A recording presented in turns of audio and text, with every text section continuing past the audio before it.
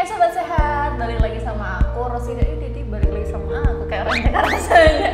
Hai, saya Rosida, panggil saya Kak Ros. Kalian tau sama Kak Staf PMU BPJS Mamuju. Boleh lah ya Kak kenal. Halo semuanya, sebelumnya perkenalan juga ya. Iya. Nama aku Cika Hanjani dari staf PMU. PMU itu penjaminan manfaat dan utilisasi BPJS. Hai Kak Cika. Halo semuanya. Manggil apa nih, sobat apa ini? Sobat Sehat. Sobat sehat ya. Halo sobat sehat semua. Sambil mendoakan teman-teman supaya tetap sehat. Iya, semoga teman-teman sehat semua ya. Nih boleh nih Kak, kan katanya kita mau bahas screening penyakit screening riwayat kesehatan. Itu saya saja bertanya-tanya Kak, apalagi teman-teman di sana ini pasti bertanya-tanya apa nih Kak, screening riwayat kesehatan itu apa? Ya, jadi buat teman-teman ketahui juga ya, jadi di BPJS ini kita sudah nggak fokus lagi terhadap kuratif dan rehabilitatif kayak gitu ya. Kita juga terfokuskan terhadap preventif dan promotif. Nah, salah satunya dengan screening riwayat kesehatan ini.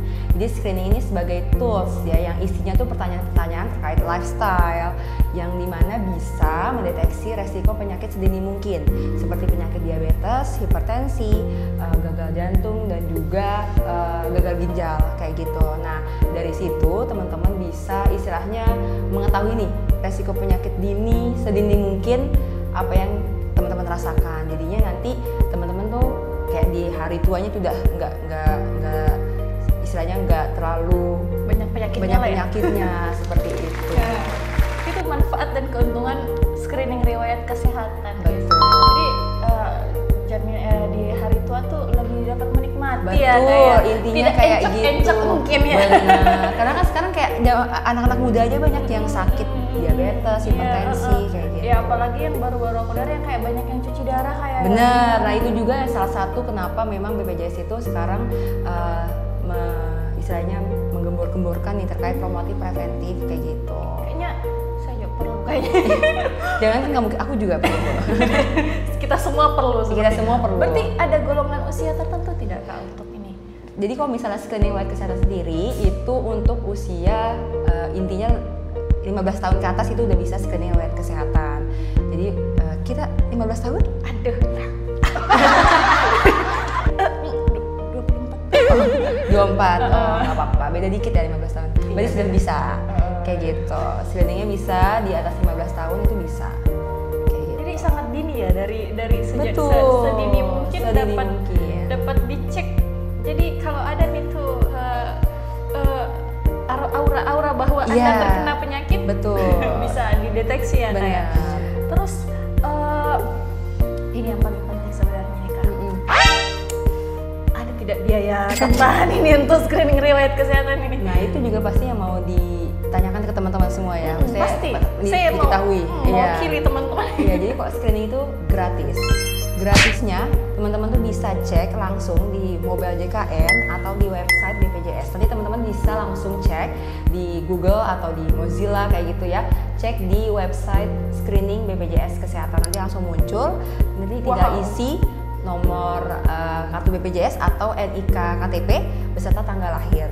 Nanti tinggal diklik, bisa langsung isi pertanyaan sekitar 47 pertanyaan. Itu nggak nyampe 5 menit kok. Nah, teman-teman nanti langsung tahu hasilnya, apakah teman-teman tuh hasil resiko rendah, resiko sedang, atau resiko tinggi kayak gitu. Berarti selain gratis, betul, dan bisa dilakukan di rumah masing-masing. Betul, ya, betul. Nggak harus ke FKTP atau ke FKRTL kayak Wah, gitu. saya kira tuh harus kayak ke dokter lah, harus ke inilah. Tidak.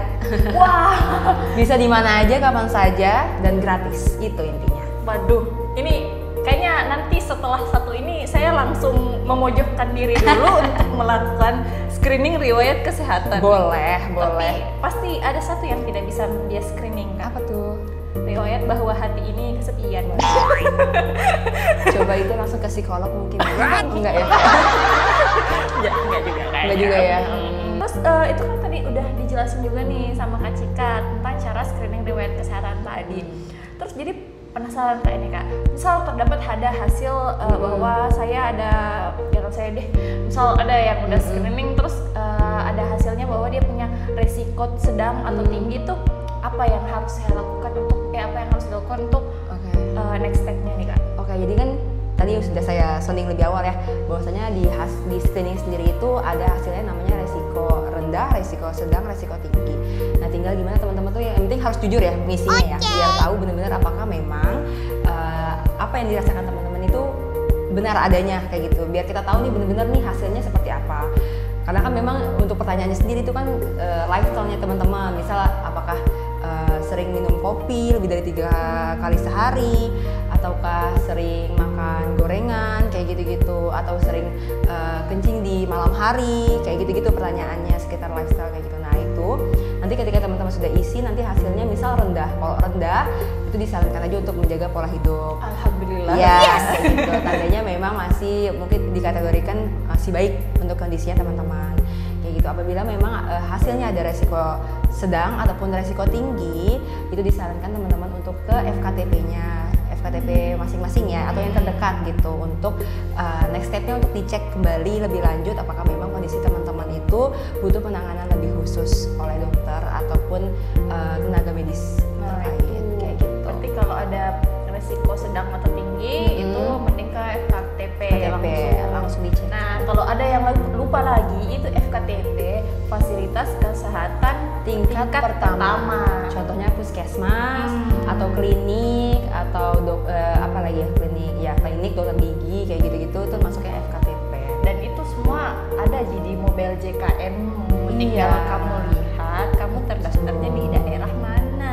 Yang penting kalau teman-teman punya mobile JKN itu udah ada langsung di fitur di mobile JKN namanya screening riwayat kesehatan. Nanti teman-teman tinggal cek di mobile JKN, tinggal pilih, nanti teman-teman tinggal isi screeningnya di mobile JKN.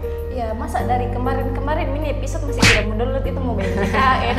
Dan lewat tongseng ini kalau masih ada yang tidak mungkin bersama-sama mentapek mereka. Jangan dong, kan sobat tercinta. Oh iya benar-benar. Sobat-sobat kita saya. Aduh. Jadi dari segi edukasi kesehatan memang kan mencegah lebih baik daripada mengobati. Nah salah satunya kan melewati screening riwayat kesehatan ya kak itu. Terus ada kendala enggak kak selama ini, ada kendala enggak atau tantangan dari kakak dan teman-teman tuh kayak untuk mengedukasi masyarakat nih terhadap screening riwayat kesehatan ini, entah misalnya masyarakatnya kayak beda masih sehat aja, masih kuat aja begitu, padahal ternyata malam-malam dadanya selalu deg-degan. Atau misal justru ada masyarakat yang kayak dia tahu nih kalau dia sebenarnya merasa tidak feeling well, merasa tidak baik-baik saja, tapi dia takut jangan sampai dia totong besok. Enggak lah ya namanya.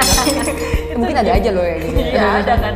Nah itu gimana kan? Iya, kalau misalnya tantangannya sendiri pastinya ada banget kayak gitu, karena mungkin kalau dibilang tipikal orang Indonesia itu sakit dulu, gitu ya, baru istilahnya berobat atau istilahnya baru aware terhadap kesehatannya. Karena emang kalau dibilang tantangan dari segi promotif preventif sendiri itu emang agak sulit, karena kan kita istilahnya bermain di mindset gitu ya.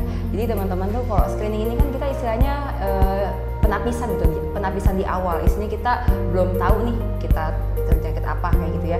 Jadi istilahnya teman-teman di masyarakat, di edukasi di masyarakat tuh susahnya adalah kita meyakinkan bahwasannya screening ini sebenarnya harusnya berguna loh buat mereka.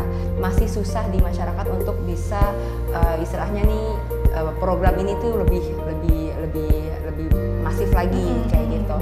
Lebih jalan lagi kayak gitu. Kan karena kalau misalnya mungkin di masyarakat juga kan istilahnya screening ini kan juga istilahnya nggak berpengaruh apa-apa mungkin di mereka kayak gitu ya. Jadi mungkin agak sulitnya sih di situ ya intervensinya kayak gitu. Pokoknya kalau misalnya di edukasi di masyarakat masih susahnya seperti itu, karena di masyarakat tuh masih susah untuk dari segi promotif dan preventifnya itu untuk mencegah. Karena dari segi pemikiran mereka selalu mikir bahwa nggak apa-apa aja kak, nggak apa-apa, sehat saja. Tidak ada tujuan gunanya tuh puisi puluhan soal. Iya.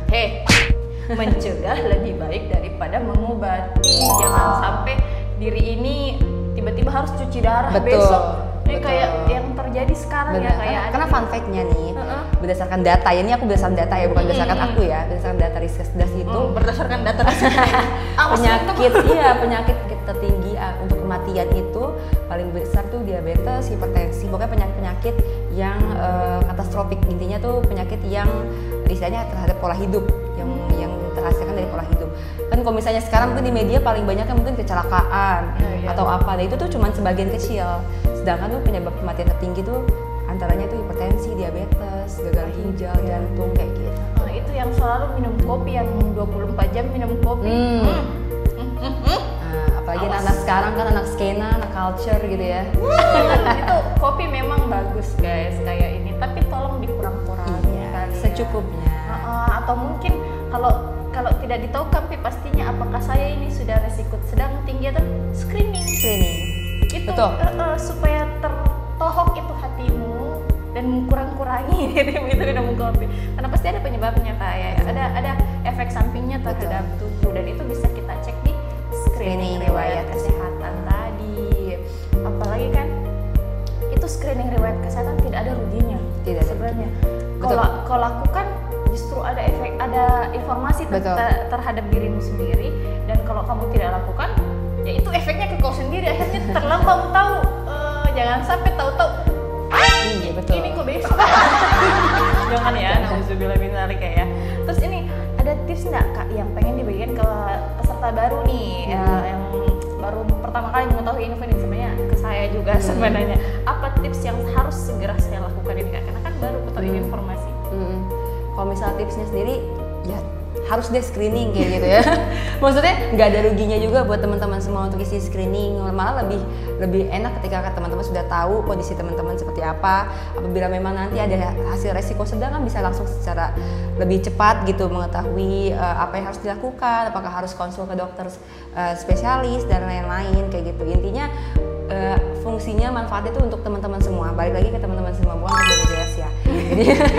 Jadi teman-teman kita tuh hanya membantu untuk masyarakat lebih sehat lagi kayak gitu. Karena memang sekarang nih kalau boleh cerita ya, untuk penyakit di rumah sakit tuh ya udah banyak banget gitu ya teman-teman, yang istilahnya masih muda, yang masih 30 tahun udah cuci darah, sakit diabetes, sakit hipertensi itu udah banyak banget. Aku nih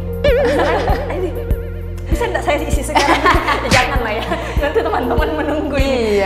Tapi terakhir ini Kak, apa tidak ada pesan-pesan dan harapan yang mau disampaikan ke peserta ini tadi? Kan sudah minta dijelaskan screening riwayat itu penting dan sebagainya. Ada enggak pesan dan harapan lain nih ke teman-teman peserta JKN di sana, sekaligus closing statement dari Kakak ini gimana? Oke, ini buat teman-teman, terutama ya sobat sehat.